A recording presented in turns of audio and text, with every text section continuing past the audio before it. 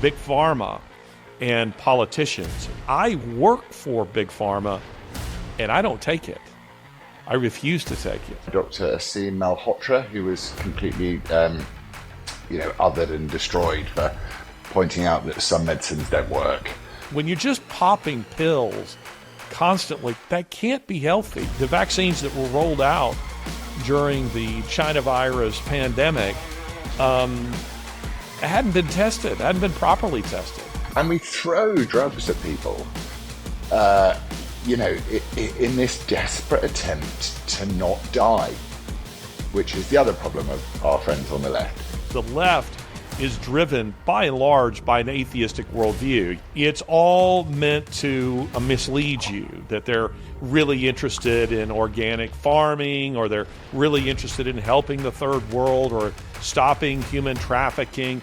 All that stuff is just window dressing to hide their central agenda, which is depopulation.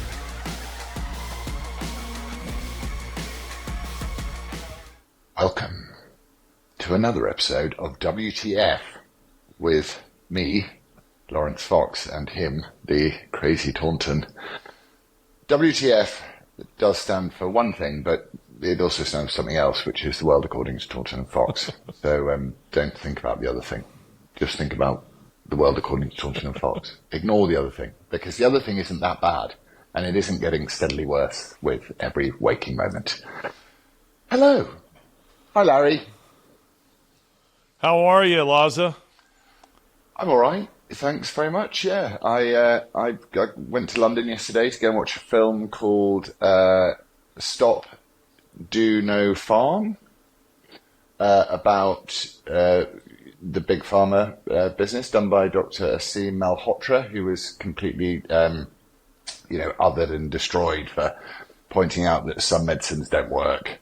And he wanted to attack Big Pharma, which essentially is, getting the school child to mark its own homework, or getting an arsonist to investigate a fire it started. So it was pretty jaw-dropping stuff. So that was in Leicester Square, and then I realised that last time I was in Leicester Square in that big cinema there was to watch my dad in a premiere of Willy Wonka, the Johnny Depp version, where he played Veruca Salt's dad. And I thought, this is how the world has changed.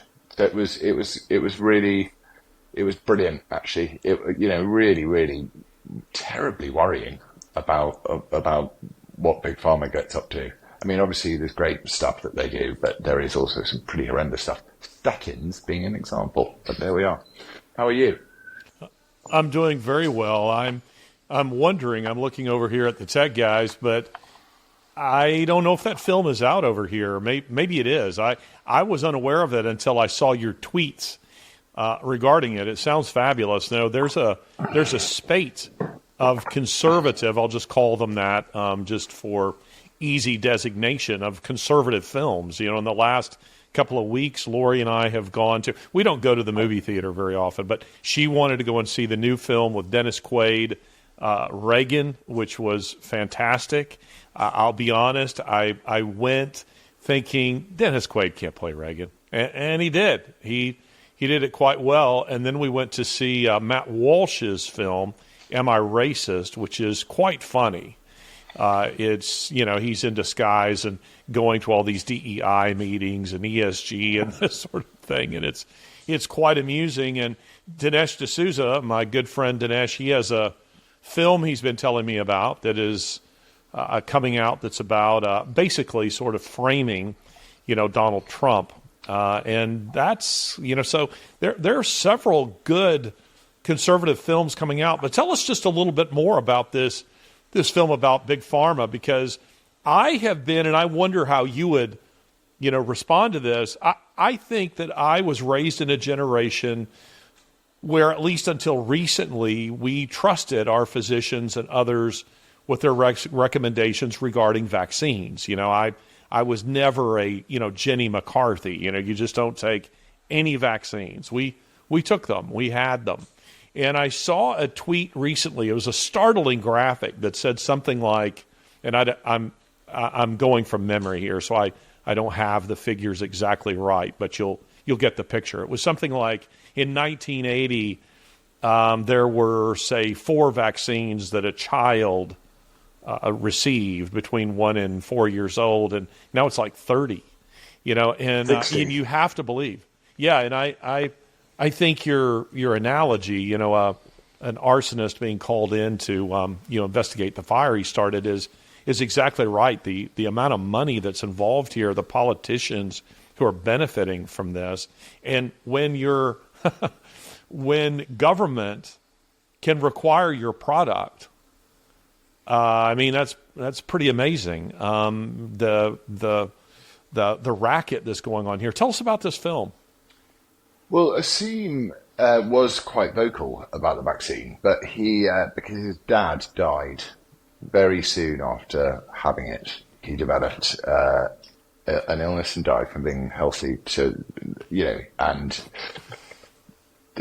But he doesn't make the film about vaccinations because of the brilliant toxic conversation that's around vaccines, which is, if you are in any way skeptical, you're an anti-vaxxer, which is very typical of the left, isn't it? That what they do is they forbid you to have the conversation before you even had it. So what he did very cleverly was he didn't make it about vaccines at all. He made it about other drugs. He made it about statins. He made it about Ozempic, which there was some fascinating stuff about Ozempic in there. That whilst Ozempic takes away fat at an astonishingly fast rate by destroying your desire to eat, it takes away muscle in the same proportion as fat. So this is understood and agreed. So what you're doing is essentially you're killing yourself by taking Ozempic, and also the gut being the gut, and a very important part of the human organism. It's really doing harm to people, and it sort of took me on to. I was thinking very much about my family and the situations that I have, which I'm completely banned from discussing by the completely ridiculous British family court system. The fact that we have we drug people with one thing. My mum used to say this all the time. She used to say, "Oh, they think there's a pill for everything," and she was right. And Lizzie a little bit, and Lizzie doesn't take pills for anything. So she will concoct things out of nowhere, but none of it is Big Pharma, and it always works, which is fascinating. So what he was doing was he was looking at this industry, which is huge and enormous, and is one of the most fined industries in the world. It's tens of billions of dollars of fines, and he was looking at the effect of these drugs, these so-called life-saving drugs, on people. Certainly, statins, which again was very interesting because it's a multi-billion-dollar business, and this idea of what health is, which he wanted to get to, and he wanted to talk about, and he didn't talk about it in a biblical way. He talked about it in a more holistic way, but it does have a kind of Christian element to it, which is it's the whole self that needs treating, not just the symptom. And it was very, very powerful. Made me very, very angry. I had to delete several emails to a certain psychiatrist who had sent me an update on some medication that he was providing someone I love, to say, to combat the fact that this person can't sleep at all, I'm now going to prescribe a sedative, but we've got to watch his heart rate. And I'm like, this is a child, man. You're evil. So I was trying to. I was sat there. By the end, I was. You know what I'm like. I'm so emotional. I was sitting there going, can you please provide me with any of your registered pharmacological relationships that you have with anybody? And also, and I wanted to stand up at the end when they didn't do a Q&A because it was quite long, but I would have stood up and said, can you tell me what this drug does? Can you tell me what that drug does? And we throw drugs at people, in this desperate attempt to not die, which is the other problem of our friends on the left, is they don't want to die. Because, it ruins the party of destroying the life that we're living. So it was very good. He's a very talented, passionate guy. He's charismatic, and he's brilliant. And you're right about what you were saying, that the vaccine program has gone from something like 12 to something like 60 in America, and here it's the same. And I had well, it's not quite the same, but I remember very clearly taking my eldest son in to get vaccinated. That they did 2, and 1 in either thigh, and he was never the same after that. Never the same. He was so sick. I've never seen a child so sick. Where what was coming out of the mouth was also coming out of the other end, and he never got better, really. I mean, he's never been sick since, really, which is a good thing, but it changed him. So I do think why we are not permitted to discuss whether these, let's face it, novel, I can understand sterilizing vaccines. I understand the idea of those. But I don't understand the modern experimentation with vaccines at all. And I don't understand why people think, as my mum said, they think there's a pill for everything. And I don't understand why we're not allowed to talk about it either. What do you think? Well, you've said several things that that intrigue me. I met Asim in Geneva earlier this year. I don't think I told you this, but I was there at what I'll characterize as a kind of anti-World Health Organization meeting, but it was kind of the people who were in attendance, I would characterize mostly as anti-vaxxers because they have some kind of intimate experience of vaccine injury. It may be them personally, it may be someone else. They may think that characterization unfair, but I don't mean it in a derogatory way. I went very open-minded, because I've not had a real strong opinion about that. But I went and I saw his presentation, which I'm going to guess is probably the outline for this movie, and I was fascinated. I thought what he had to say was particularly the relationship, where he wasn't really talking about vaccines, as you point out. He was talking about the corrupt relationship between Big Pharma and politicians and the way that whole game is played, which was new to me. And so I spoke to him afterwards, and it dawns on me as I'm chatting with you that I was supposed to get him on this show and haven't done that. So I need to follow up with him. But and as for your comment about the left and their fear of death, I think we've discussed this privately before, and like you, I'm deeply intrigued by that because the left is driven by and large by an atheistic worldview. A decade, 2 decades ago, we were debating the existence of God. Now we've moved beyond it to where it's just assumed there isn't one. And from their point of view, this life is all you get. So they want to preserve that life as long as they can. But I'm not sure that that's what's really driving Big Pharma here, because also, as an outgrowth of that atheistic worldview, is an anti-human worldview. So we're talking about, things like gender-affirming care, which is, mutilation of children. We're talking about population sustainability, which is depopulation. We're talking about, women's health care, which is abortion, which is, again, depopulation. That's the agenda that they're all in on. And as I have sat in Davos at the World Economic Forum pretending to be a WEFer like all of these other people, that's the topic that keeps coming up. Everything else that they're doing, for the most part, it's all meant to mislead you, that they're really interested in organic farming, or they're really interested in helping the third world, or stopping human trafficking. All that stuff is just window dressing to hide their central agenda, which is depopulation, which is what they're really about. And as for the part about Big Pharma, I maybe haven't said this to you, but you do know, of course, that I've suffered massive trauma.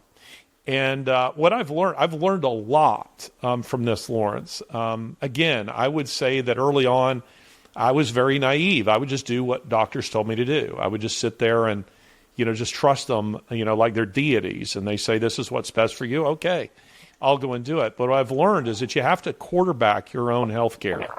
If you don't, it's a mistake. You need to be learning, paying attention to what they're saying. Second, to your mom's point, they don't seek any kind of alternative forms of pain relief. So I deal with, massive chronic pain. So a few weeks ago, I didn't mention this to you, but I find it sort of embarrassing that I have to have people help me do things. So I was loading up. I have a lawnmower that's really like a tractor, and I was loading it on one of my trailers because where I live, we take turns mowing some of the common areas. And so I was going to drive down there and do some of the mowing, and I lift the trailer to put it on the back of my big pickup truck. And for the next 3 weeks, I could barely move. I almost bedbound. If I get up, I am in excruciating pain. And silly me, I got over that and decided I needed to move my trailer again. And what do you know? Same outcome. So when I go to the clinic, to a pain clinic, I'm fascinated by this, Laurence, because everybody's sitting in a big waiting room. So you can picture that. And when the nurse comes to, calls your name, opens the door and says, Laurence Fox, that person starts heading towards the door. And because they're trying to cycle you through very quickly, they begin the interview before you hit the door.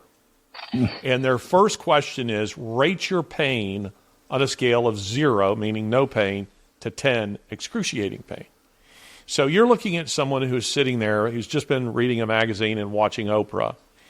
And then their name is called, Mrs. Smith. Miss Smith, how are you today?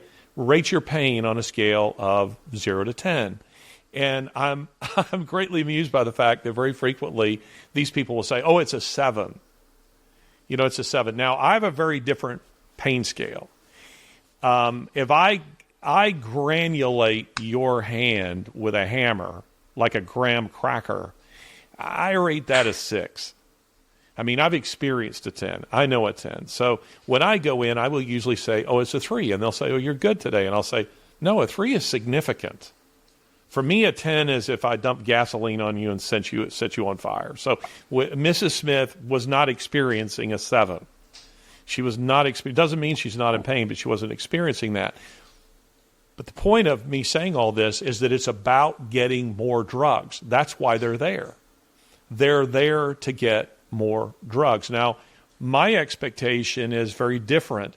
I am of the view that I think it's unreasonable to expect to go through this life without pain, be it emotional or physical. So I accept on a daily basis that I have pain. And I want to know what it actually is. I don't want to deaden it, so I don't really even know what it is that I'm dealing with.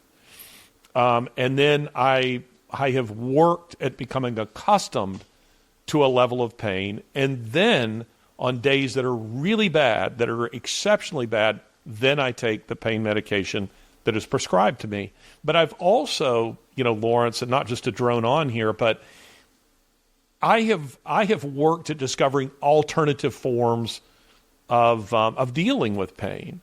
So that might be stretching. It might be physical therapy. It might mean going for a walk. It might mean changing the chair, that I'm sitting in. It might be what I eat. I mean, I'm willing to try all sorts of things. If someone comes in here, something I've thought about trying, I've never done, is acupuncture. I thought, does that provide relief? Got nothing to lose. Just as well try it. But the point is, when you're just popping pills constantly, that can't be healthy. And then on the backside, as you just pointed out regarding the person that you love, there's always another medication that has to be taken to counteract the side effects of that medication. So I see the taking of medication as really a last resort, and where it has kind of a proven track record. I mean, we would both agree that Alexander Fleming's development of antibiotics changed the world. I mean, in a positive way. And it's incredible. But now we're at a place where, as you said earlier, we're looking at experimentation on human beings. These, the vaccines that were rolled out during the China virus pandemic hadn't been tested, hadn't been properly tested. And I was having scientists, both in Europe and the U.S., saying to me privately, these things are untested. They're untested. One guy, a scientist for one of the Big Pharma, I don't have permission to state his name, but was telling me, I work for Big Pharma, and I don't take it. I refuse to take it because I know that these things are very dangerous. So I'm in agreement with you, even though I don't in any way consider myself an expert. But I'm a guy that's gone through that system, and I see that the solution is always, I have a headache. Here's a prescription. My back is killing me. Here's a prescription. I'm depressed. Here's a prescription. That's no good. Yeah, it sort of correlates with this other crazy idea that has started to ruminate in my head, and actually maybe you can draw out the idea that I'm trying to get to the bottom of, is that on the one hand they offer you eternal life, because that's what they really want to do. They want to turn around and go to creation. So on the one hand, they want to offer you eternal life, and on the other hand, they want to offer you eternal death through war. So it's always confused me why anyone on the left would get into law, for example. I don't understand why you get into law, because law should be quite, it should be quite solid. This is illegal. This is legal. But I now realize why people get into law on the left, because they want to do exactly what they do with things like gender-affirming care and women's reproductive health rights, which is change the meaning of words so they mean nothing. But I was watching the other day, because I cannot watch any films that were made after maybe 2000, maybe after 2000, actually. I mean, not many. And I was watching Black Hawk Down, and and there's quite a strong political message in Black Hawk Down. Similar in a way to Platoon, in the fact, when they're cleaning out the loos, they're dragging those oil drums full of human excrement out, and they're talking about politics. And there was an element in Black Hawk Down where they were saying, why are we fighting these people's wars for them? And it struck me at that moment that whilst on the one hand they're trying to cure all your pain with as many pills as they can and tell God that he loses because, we're going to achieve eternal life through great inventions and all this sort of stuff, and download our consciousness into some internet thing, that it's actually, they also want death as well. And I was thinking about this in terms of Trump, and I was listening to Kamala, Talking Point Harris, and all this sort of stuff. And I was thinking, America doesn't have a president at the moment. We're really close to some quite serious war again. I mean, there is war going on at the moment. But I was thinking, why do they love war and death so much at the same time as loving life so much? It's such an odd. So, I think war is a product of the left. I think organised war is a product of the left. Anyway, I think it's not a. Churchill, for example, was about deterrence, and Trump was about deterrence. This crucial aspect of strong societies to turn around and go, if you mess with us, we're going to mess with you back. That's going to happen. But the left seem to hunt out war, seek out war, and seek out side picking, and they seem to enjoy it. And you think about all of these young men, and especially in Black Hawk Down, which was interesting because obviously the people that they're sending to die are not left-wing men, because left-wing men are going to try and get out of dying because they're too busy taking the pill that will keep them alive forever, right? So I wonder, my really, really cynical self thought that war is a way of culling strong men, strong conservative men, send them off, kill a load of them, Malthusian 2.0. There's some part of me which thinks that is what war is. And I was just listening and watching Black Hawk Down, and I just thought, These guys are in Mogadishu. Why are they in Mogadishu? What are they trying to do in Mogadishu? What is going on? Who started this? Why was it started? And you never quite get to the bottom of the answer, but what you're presented with is the heroism of men who were put in someone else's problem to solve it. And you look at America now, and you certainly look at the UK now, because the Prime Minister has made allusions to the fact that there may be a national call-up to our incredibly small army, which no one wants to join anymore because, it's a trans army where you can, it has nothing to do with fighting. It's all about DEI. And America, they're saying that, I think the stats are that those that die in war in America, who've died, in the most recent wars, are young, white working class men. They're overrepresented by a factor of something like 75% in their deaths in war. And only such a small percentage of families are military families. So once you turn one generation off from joining the military in the US, you're turning off a huge tap, a huge reservoir of cannon fodder or, immense military talent at the same time. So I don't know. I don't really know what my point is. I'm just sort of trying to. I just had this thought, which is that deterrence is a product of the right, and war and disaster and murder are a product of the left. That's just what I thought. Well, Karl von Clausewitz, his seminal work that is used in every military training school in the world, Vom Krieg, on war, published posthumously in 1831. He lays out the principles of warfare, and he says this. He says that war is politics via other means, via coercion, force. And for the left, that's exactly what it is. I mean, the war in Ukraine, listen, we have already guaranteed that YouTube is going to suppress this episode because we have mentioned every sacred cow on the left that they will absolutely suppress this episode. So let's just keep going. They're making war on domestic populations now, and they're doing it through censorship. So I think it's an interesting thesis to say that war is a product of the left, except that they don't really like to fight the wars themselves. As you point out, it's, young, working class. They're not particularly ideological. They're often patriotic. I just happen to know that 60% of the boys who fought in the Gulf War, the first Gulf War, 60% of them were from my region of the country because there's a very strong martial tradition in this part of the country. And we're not the population center at all.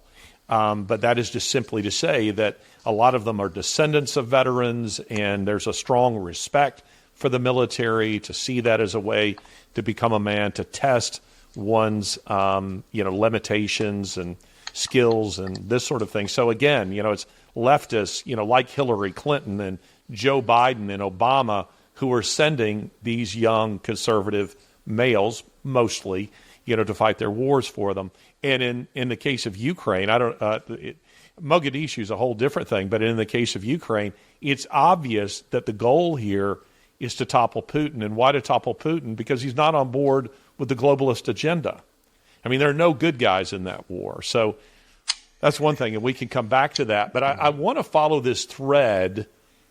What started you, down that rabbit hole is talking about life and death, that they worship both simultaneously. And I think that's very true, and I think it's very dangerous that we're constantly in a world, Brave New World, Huxley's Brave New World. What is it, Soma, that they're taking. Soma, yeah. Soma, so they're not feeling anything. I recently, before I came down here, I just happened to be, here, comfortably numb. And that whole song, the lyrics are all about drug use. We'll give you more drugs so you can get up and you can go and perform on stage. I'm comfortably numb. People want to be comfortably numb. And I want to tell people who are suffering with chronic pain and none of them ever appreciate this, but I have authority so that I can speak here because my injuries were so substantial that meaning I'm not speaking from a place of, I don't know what pain is, and so I'm going to lecture you on it. I know very well what pain is, and I think it's important that you grapple with your pain emotionally and physically. It doesn't mean that you can't take things to reduce your suffering. I'm not making that point at all. But I am saying that pain itself is a tool that's an important tool in our own growth. And deadening it, never experiencing it, never having the expectation that you go through life without experiencing any pain is not realistic, and it's certainly not a way to grow as a human being. 20 years ago, it was 2001, pre-9/11, I was at MIT listening to a lecture by, he's dead now, but the then chair of the Department of Psychology at Harvard University. So he just come across Cambridge to give this lecture at MIT. And his lecture was fascinating, Laurence. And one of the things he said that I've never forgotten is he said, eventually they're going to develop a pill where you do not feel guilt. And he says, they're already working on this so that, you do something that you shouldn't do. You kill somebody or you rob a bank. You just take a pill and your conscience, ceases to bother you anymore. And he was following. Initially, I thought that was amazing and that would sell really well. And thinking about it, I think, no, it wouldn't, because there are so many people that wouldn't take it. Because nobody, a lot of people want to be relieved of guilt and shame and consequence and all those things. A lot of people want that. But it's a journey, it's a circular journey to nowhere, isn't it? So, as you quite rightly point out, life is built on good times and bad times. But, and the idea, that very simple Christian idea again that we're all fallen comes into play, because that's the thing they hate the most. The idea that we aren't good people. Through all the experiences I've been in life, certainly with partners and people that I've tried to build relationships with, if I ever hear the words, I think people are fundamentally good, I leave. I just go. It's idiocy. It doesn't matter where I am, I will walk away at that exact moment, because it's so pointless. But Laurence, you haven't had your faith restored in humanity? No, I haven't. I don't put my faith in humanity, because humanity is, you put your faith in humanity, you're putting your faith in something which is fallen and broken and not going to work. I can understand their point of view. So I can understand why people would want to turn around. I can understand Karl Marx's ideas. I understand what he was saying, which was, it's an abstraction of an abstraction of an abstraction. You can't ever talk about creation because it doesn't mean anything, because you're only seeing creation through the eyes of human beings. And he's sort of deviously clever in that way, I suppose. But ultimately, it's not true. We all know it's not true. They even know it's not true, right? So this idea that you could take a pill to remove guilt, I would never take that pill. However much it's dangerous. I wanted to. His point was it'll be the destruction of society. It would be the destruction of society because you're removing all restraint on human behavior. We're there already. Yeah, well, because we don't have, as you quite rightly point out, we're at a place where we're calling chopping children's dicks off gender-affirming care. And we're at a place where we're calling the murder of children women's reproductive rights. So we're already there. We're not. It's a guilt-free way in England today. It came into law today. I've got to stop shaking my hands about this, but it makes me angry. So 150 meters outside every slaughterhouse, child slaughterhouse, abortion clinic, whatever you want to call them, you're not allowed to pray in the United Kingdom. You're banned. You'll be arrested if you do. And I just sort of sit there. I want to be able to be circumspect about this stuff and to go, okay, so so the first thing I do is I go, why should my freedom, my religious freedom, to pray for the child that has just been killed or about to be killed, or pray for the hope, for the miracle of change that can come into someone's mind to change their mind, to not kill that child and to have to live with that for the rest of their life? Yeah, so in the UK they have today, this is the first day, they've introduced a buffer zone around I call them slaughterhouses, other people call them abortion clinics, but, they can do it with language and call it women's reproductive rights. I can do it with language and call it a slaughterhouse because that's what I think it is. So that's religious discrimination. Thou shalt not kill. To me, that's religious discrimination. You are actively attacking those with Christian thought, and you're discriminating against them. You're making places where they cannot live in their own, they cannot even pray silently in their own country. So then I switch it around in my own head and I go, okay, people are going to get abortions. You're not going to stop it. And that there are strong cases that can be made for abortion in exceptional circumstances, which I don't really want to get into because I don't believe in them. So, but that's me. And I thought to myself, okay, so if you're going to build these factories of death, why don't you build them outside of cities? Why don't you make someone have to take that drive, that 45-minute hour drive to somewhere where no one is going to stand outside necessarily and pray, and sort of brush it under the carpet like you like to do with everything else, which is real.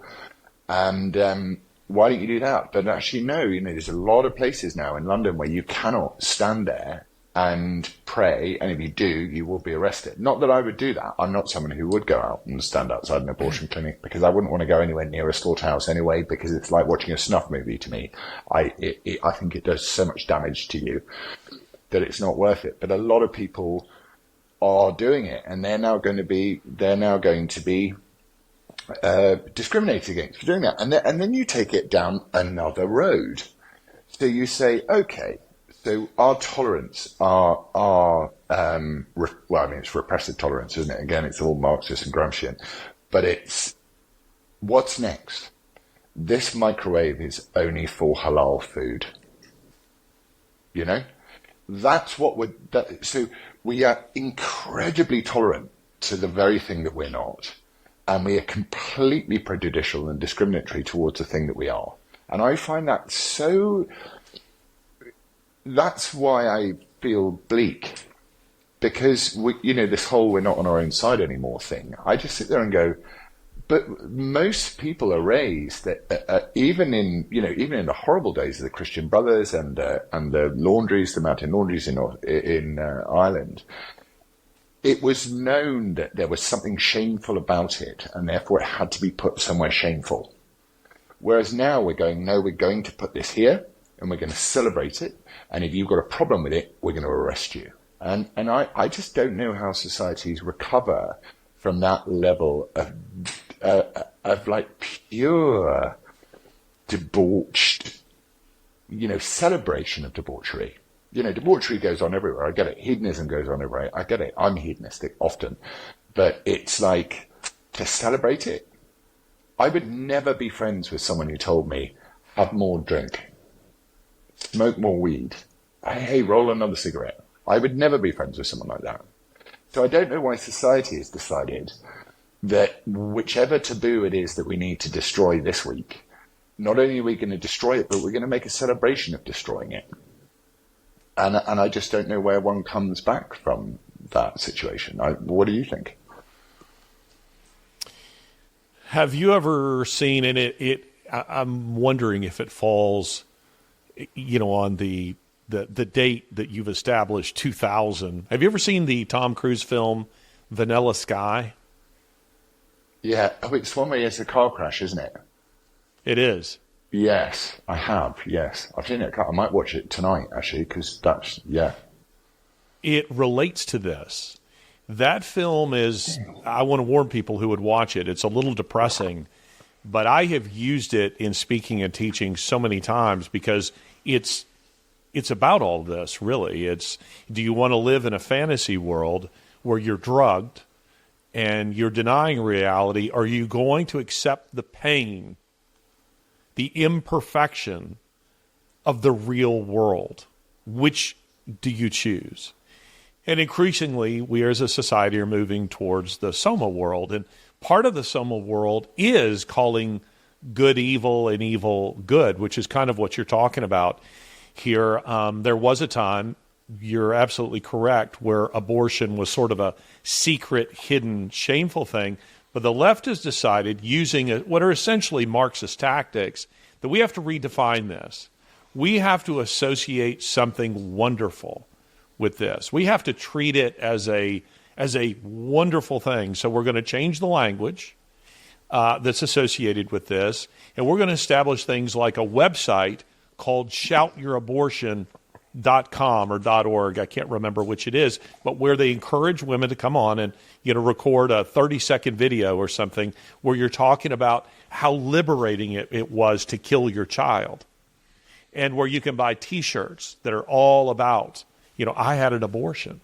It's a wonderful thing. The Kamala Harris campaign has decided that they're going to hang their entire campaign. I mean, other than on, ballot harvesting and cheating, which is clearly a major part of what they're actually about, and rioting. I'm sure that's also in the cards should Donald Trump be announced as the winner. He will win. It's just a question of whether or not they'll actually admit that he won. There will be sudden counting of ballots will stop again, and then some days later she'll be announced as the winner. But anyway, they have decided that their entire campaign is all about abortion. It doesn't matter what's going on in Ukraine, not going to talk about that. The economy, we've trashed it, not going to talk about that. Open borders, not going to talk about that. We're going to make it about abortion. That's what they've decided that it's about. What's funny to me is that you have Tim Walz, her running mate, going around saying things like, we can't stand 4 more years of this, as though Donald Trump has been in office for the last 4 years. You talk about the destruction and manipulation of language. It's just absolutely incredible to me. But I do want to come back to this idea of, are we willing to engage with a real world, or are we going to accept the kind of euthanizing of humanity, the deadening of pain that the left wants to impose upon a people that they rule over, who are all living in alternate realities? You have Yuval Noah Harari. I'm sure you're familiar with him, the sociopath who is... Yeah, there we go. Yeah, the sociopath who is the, basically the P.T. Barnum of the World Economic Forum. He's the popularizer of the new, quote-unquote, science.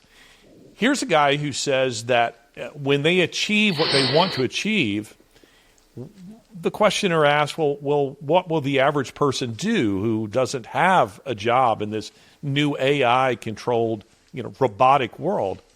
His answer: play video games. Play video games. And I have to throw this in here, Laurence. I've been thinking on this. I think I told you that Tim Pool, you're familiar with Tim Pool, yeah. And he'd invited me to come on his podcast, and I talked them out of it because the topic was, are we living in a simulation? I think if they were to ask me, I thought, well, after I say no, I have nothing else, to offer. But since they extended that invitation, say a month ago, I've been paying closer attention to that question. And I am finding myself engaging with Gen Zers, mainly, some millennials, but mostly Gen Zers, who do believe they're essentially living in a simulation, meaning that they mistake the simulation of games, of sex, of whatever it is that they're entering into through virtual reality and AI and their video games with reality, so that a young man recently said to me that he was thinking about joining the military because he's really good at it. And you say, oh, what do you mean you're really good? Have you been in the military? Well, no. But I'm a protector and I'm a warrior. Oh, so you know about firearms. Maybe you've served in law enforcement. No, I've never done any of that. And then the answer came, but I play video games, and in that I'm really, really good with guns. And this is stated seriously. It's stated seriously that this alternate reality is reality. And that's the direction we're headed, is moving increasingly. Okay, I think that there's a pushback on that. So there are real life situations whereby people have trained themselves to be racing drivers on the highest spec simulators ever. And there are really, that's a movie. It's a post-2000 movie, but it's a movie, Gran Turismo or something. I won't be watching it, but there are examples of that. So this idea that as long as you can remove the morality of killing somebody, like the same way that people like to film, they like to document, they like to do mass shootings. There was a guy who did a supermarket, and no one really talks about it. They hit a GoPro right on his head. And it was like a video game if you could sit through it and watch it. But if you can remove thinking in the same way as, when we had at school, I was going to join the army when I was at school, and I was courted by the army a lot, and I wanted to join the army until I realized that I didn't want to go and die for some leftist idiocy. But, all of the things like drill, all of the things like marching around parade grounds, all that sort of stuff, that sort of desire to sort of numb down the conscious mind and turn you into a machine that commits an act. I would say that there is something to be said in the fact that if someone is really good at Call of Duty and they're one of the best people, and they know exactly where to hide, and they know how to cover their corners, and they're learning stuff which is, military grade levels of knowledge, that they might actually be quite good at fighting. I mean, obviously, if they're a big fat lump and they can't walk anywhere, then that's not going to help. But as we enter this transhuman existence, which we are, I think there probably is. I'd much rather have a kid, like if I had to defend my house against people attacking me and I had all the guns in the world, I'd much rather have a kid who was good at Call of Duty than I would have a kid who'd never played Call of Duty. Do you know what I mean? There's a strange seepage from reality to fantasy, which is so dangerous. But it is real. It is real. That our children are going to have to deal with this all the time. So what we have to do is find a way of combating it. Now, you were talking about why they. How do I put this properly? It's this idea, essentially, that the reason why they hate Christians and they hate families is because families are the way that you inoculate, you vaccinate your children against terrible ideas. That's the only mechanism in society which exists. That and free speech, family and free speech. It's also the way that you deal with pain, in part, right? I mean, you face the consequences of your own choices, and you repent of sin. You seek God's grace. You seek restoration. You seek healing. You seek reconciliation with those that you've wronged. That's a real way of that's the God-given way of dealing with, say, emotional pain or with the guilt that you're feeling. It could also mean a way of dealing with pain that or guilt that you shouldn't be feeling. Yes. But rather than just simply medicating it. And I would push back on the idea. I will accept that playing video games might be great training. In fact, I remember this from the Gulf War, that during one of the briefings they were talking about some of their pilots were so good at flying these guided missiles because they'd grown up playing video games, that they just adapted to it very easily. So some guy sitting, in a bunker in Arizona driving a drone, in Ukraine, okay, I'll accept that. But I don't believe being good at Call of Duty equates to being a good infantryman, because when you get killed in reality, you don't respawn. You don't get do-overs. There's no mulligans with that. And you're not experiencing starvation. You're not experiencing fear. You're not experiencing the terror of war. You're not experiencing the horror of war. So I would say there's a world of difference between that and the reality. But I will accept that some guy who's good at, flying a drone or a plane or something like that on his video game, does that translate well to the battlefield and flying a drone?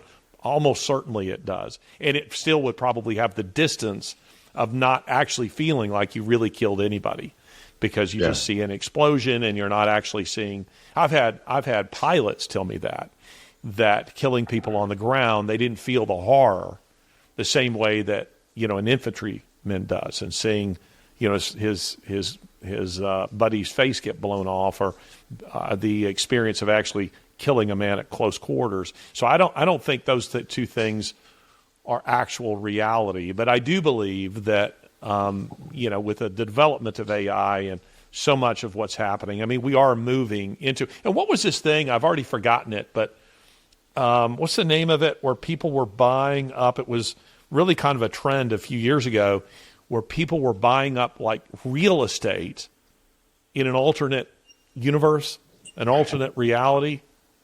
Do you remember what I'm talking about? Somebody will put it in the comments and tell us, and remind me of what that is. But do you remember what I'm referring to? But it's that seepage. It's that, again, one of the, taking us back to the beginning of our conversation, this idea of wanting life and wanting death and wanting everything and wanting, you want everything. It's gluttonous, isn't it? It's the gluttonous desire for all things. Is that, as you quite rightly point out, if somebody had a bullet hit their best friend next to them, it doesn't matter how good they are at Call of Duty, but it does matter that they are, I suppose it's sort of the mind process. It's the fact that we're sort of slightly becoming cyborgs in that way, that if some kid had spent like 25 hours on Call of Duty a week, and he knows, and his friend gets shot, he's not thinking about being respawned. He's thinking about winning. He's thinking about, I'm doing a match against these people and I'm going to win. And that's it. So you wonder whether the seepage comes in, where someone just can become inured to the idea of someone dying. And that leads us then down the path of the fact that there is this cycle throughout humanity of the fact that we live in the most wonderfully prosperous, leisured, affluent world. And you get this feeling from young people who are always looking for some crazy new thing to be upset about, climate, whatever it is, protecting each other from death in COVID or whatever it was, that they are willing to go that extra bit further. They're willing to go, okay, well, if I need to kill someone to prove my point, then I will. And I think it's justified. And we get that all the time in the left. And you see it with the Trump thing. Like, not more than 2 months ago, a man was lying on the floor next to a podium with blood pouring out of the side of his head. And this, I can't remember his name, and I feel so rude. Corey Kemple, what was his name? Corey, there's another guy with a 5.56 round in his head, and we seem to have forgotten it. And Kamala. Well, I don't think we've forgotten it. I think the media wants you to forget it. Every now and then I tweet the picture of of Trump standing up and saying fight on in a fight, fight, fight, and the Fighting Irish, the Notre Dame that says "fight on." Excuse me, or is it the Trojans? Anyway, where he's you have that iconic photograph of the American flag behind him. I occasionally tweet that, and just to remind people, this actually happened. But you're absolutely right. That's the kind of world they want to create, isn't it?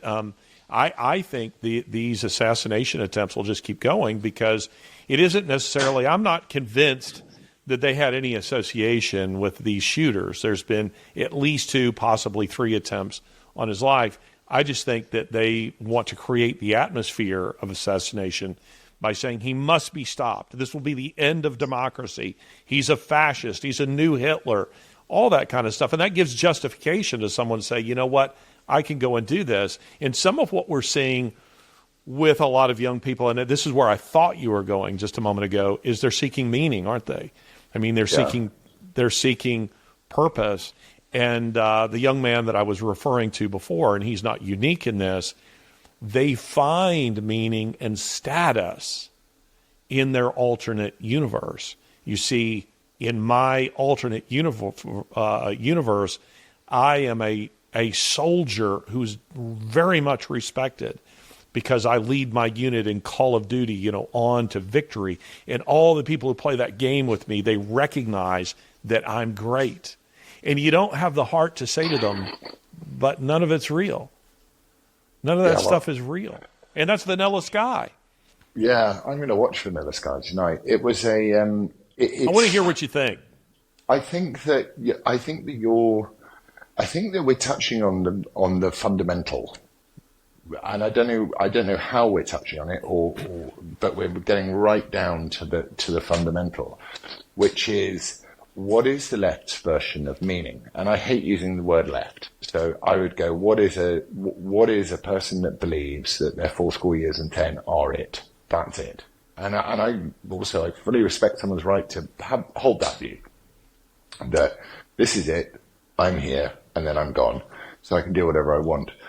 But in the same way, again, as they reappropriate language to say gender-affirming healthcare or women's reproductive rights, they reappropriate meaning to say, well, my meaning is derived from your death. Your death provides me with meaning. So, and then what they do is, as they will continue to try and do, and please God, don't succeed, if, God forbid, they manage to do what they want to do to Trump, they would blame him for it. They would go, that was my meaning. Well, they already are. Yeah, but my meaning is derived from the righteousness of the action that was committed upon you.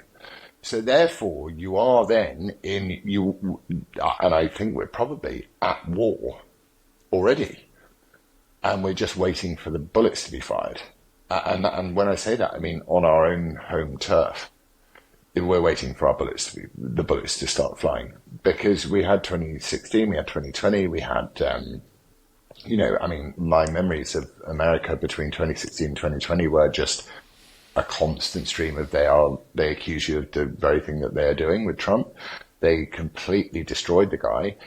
Interestingly, he provided deterrence and ended wars, and the Abraham Accords are actually standing up pretty well now.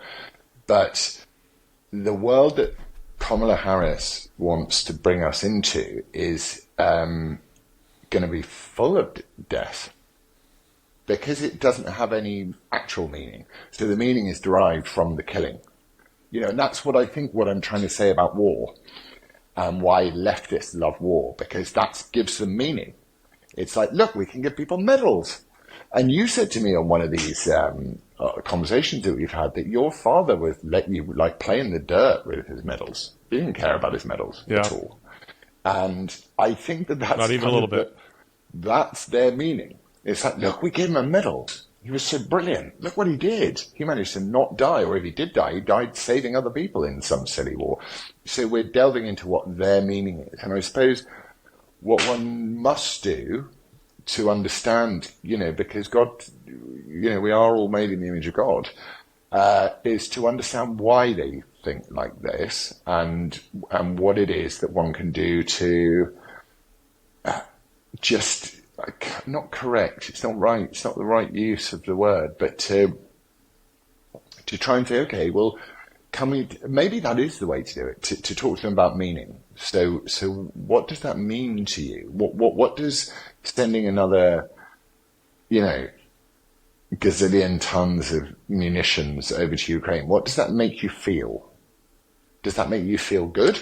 So you feel like you're participating, that you feel like you as a citizen, your taxpayer dollars, and in our case, taxpayer pounds, are going towards sending weapons of war to another country. Does that make you feel, how does that make you feel?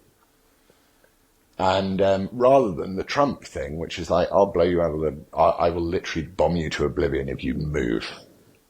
It's kind of, it would be great to just have a conversation about meaning with those that have none, and to try and work out what the definition of meaning was. And I have a feeling that their meaning is defined by how they feel about you, rather than how they feel about themselves, which is why the right are always on the weak side of things, because we never coalesce, we never come together, we never gather together and say, no, we just don't do it, because we think that we respect your point of view. They just won't tell us what it is. Well, I think their feeling being determined by what they feel about you is an effort to avoid the feeling or thought about how they feel about themselves. I think it's an effort to avoid the question. They don't want to think about it. They want to be comfortably numb. They are most frightened it would fascinate you how many conversations I've had over the course of, I don't know, maybe a 30-year career delving into these kinds of questions on campuses and with youth groups and with various, corporate groups and whatnot in giving lectures and Q&As in the aftermath.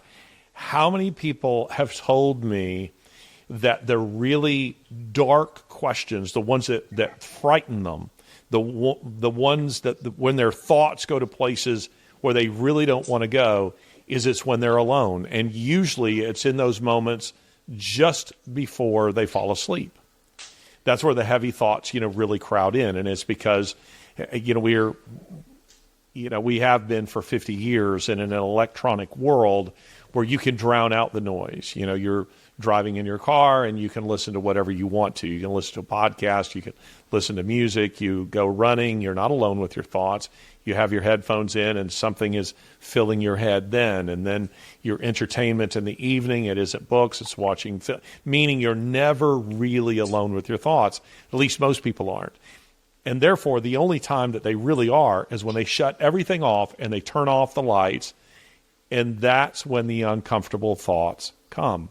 And that's a good place to be, actually. But most people play whack-a-mole.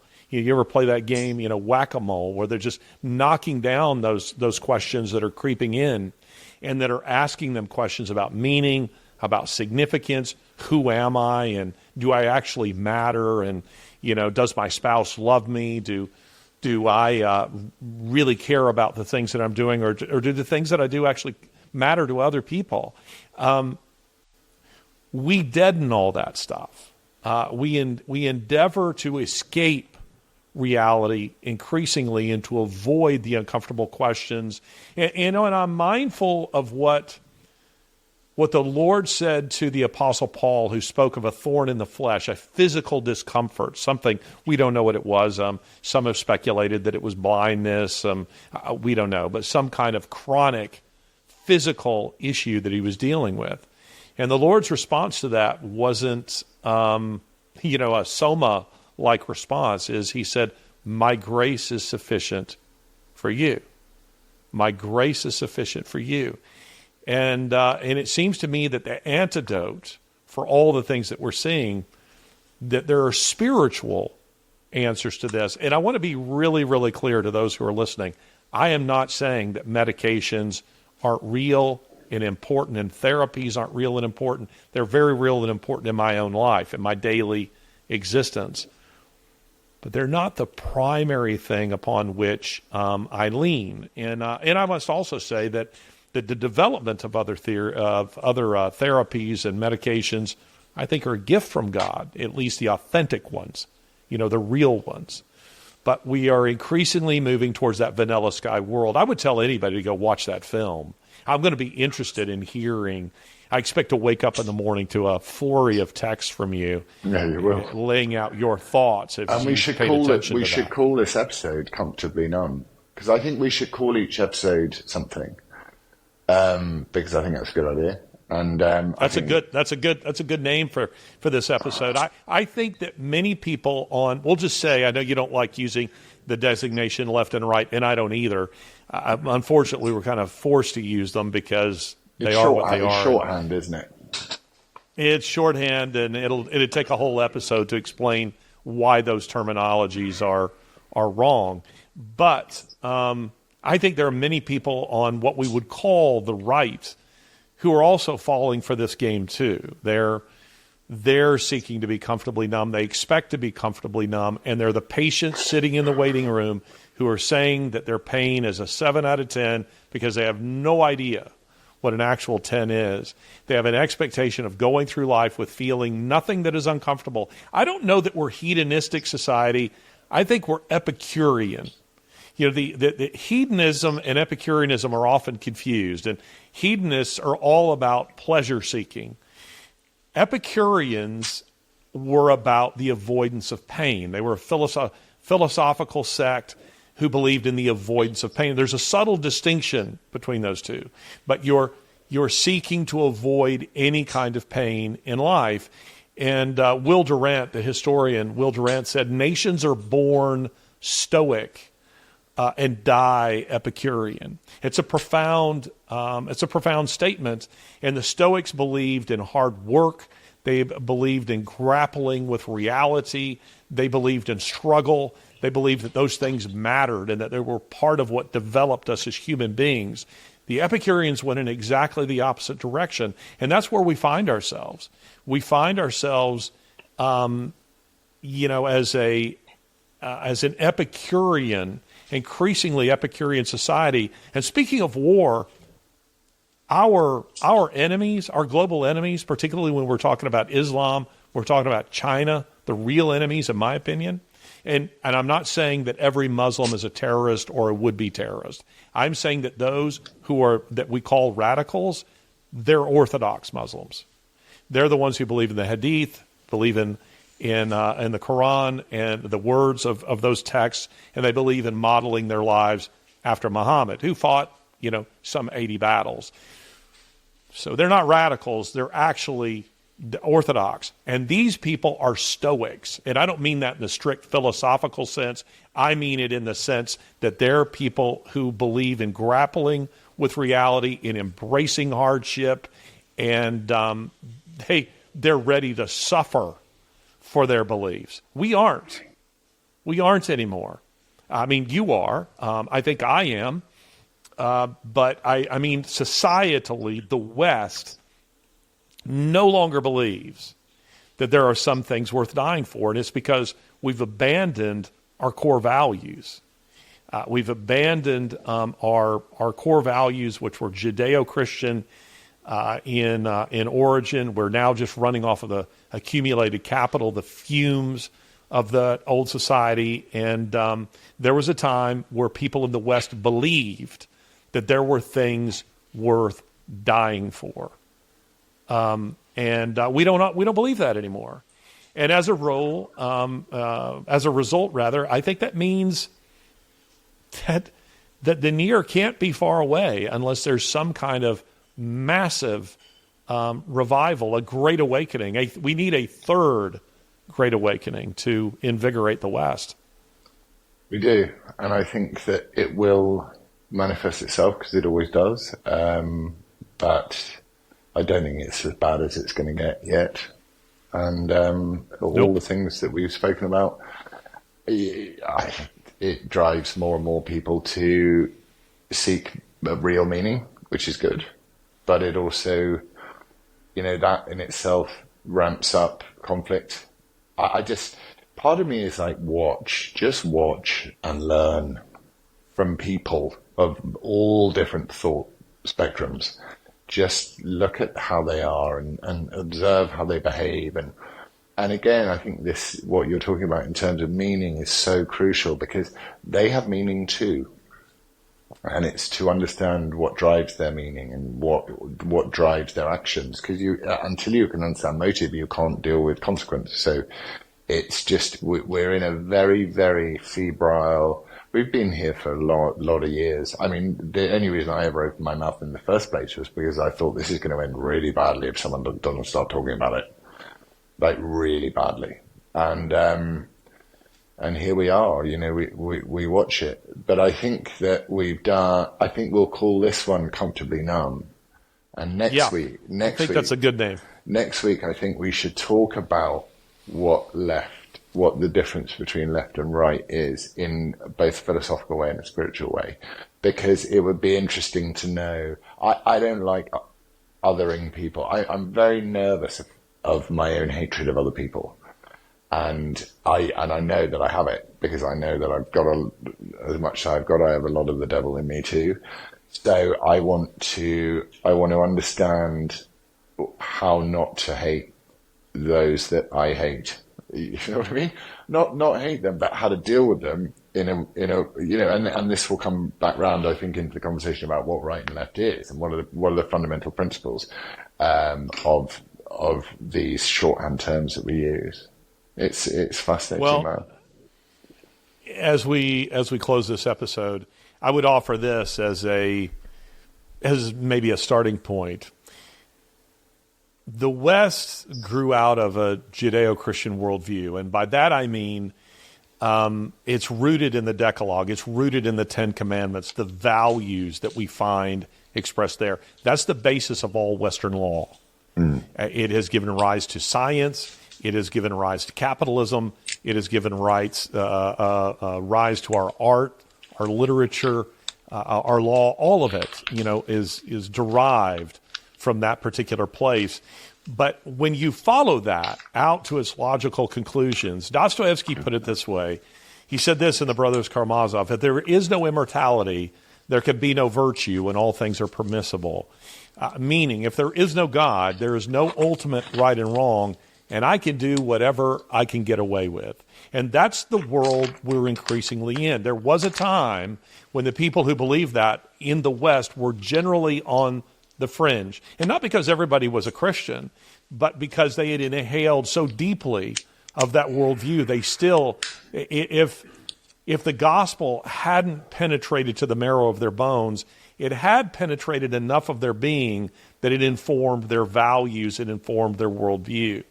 Now we're moving completely away from that, so that the annihilation of the unborn is declared good, so that the mutilation of children is deemed good, so that giving all sorts of medication to adolescents is deemed good, so that you shout your abortion, so that Canada, has a television commercial about how wonderful it is to kill yourself.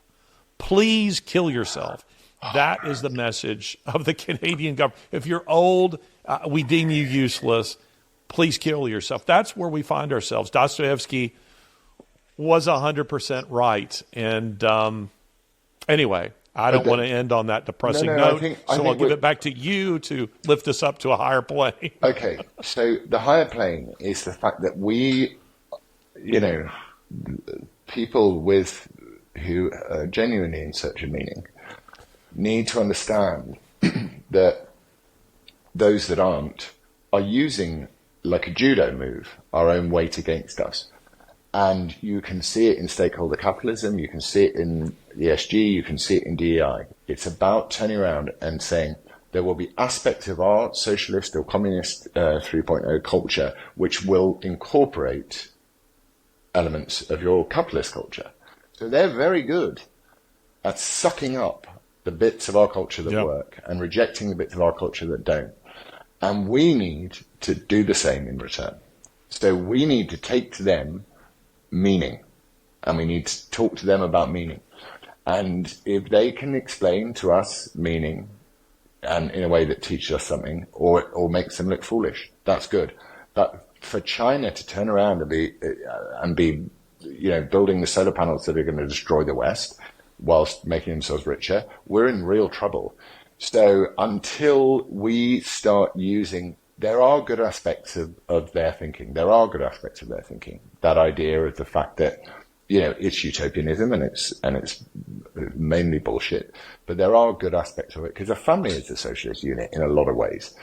So we need to stop thinking that we're just better people, and we need to start going, okay, what are the aspects of these cultures that we can take and incorporate into our capitalism? Because we don't want to take stakeholder capitalism. We don't want to take race-based, intersectional, madness into our capitalism. What we want to do is we want to take your sort of nebulous be kindism and bring it into capitalism. And so, I do think there are fairer types of capitalism that we could incorporate, and that sort of makes me slightly liberal in lots of ways. So I just think that those on our side of the argument need to learn from those on their side of the argument. That's what I think.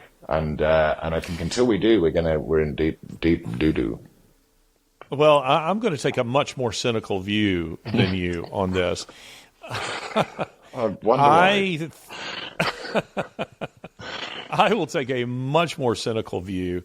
If you're going to understand the left, you need to understand that ESG and stakeholder capitalism and DEI and all this, these are all red herrings. They are about power. Yeah, I get They're that. about the acquisition of power, maintaining power. That's what they're fundamentally about. And they're happy to show you all kinds of shiny objects to draw your attention away from the reality of who they are. They are about power. And they want to create, I like to take a lot of shots at HOAs. I don't know what you call them there, but we have things here that we call HOAs. They're homeowners associations. It's they're part of a hilarious. collective that tells you how high your grass can be and whether you do or don't recycle and what color you can paint your house, you see. And I think the left wants to create the global HOA from hell. So you see, I have no respect for I don't have any respect for the worldview that they're promoting, because I recognize, I've dealt with them for too long, that they're about power. They're not about a discussion. Power and They're not control. about reasoning together. They're about control. And that's what it's all about. So Should we let's close with a song, Laurence. No, Let's right. close with a song. Take us out. I need to work it out. My good I like the new song you sent me. I can't. Lori and I played it, listened to it. Country Life There is is no agreeing with you, I pain think. you are receding. A distant ship smoke on the horizon. You are only coming through in waves.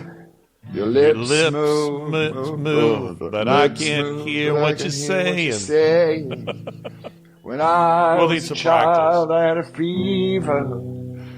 My hands This felt like has two been balloons. Another episode Now I got that feeling once of again. WTF. We Thank love you for joining WTF. us, ladies and gentlemen.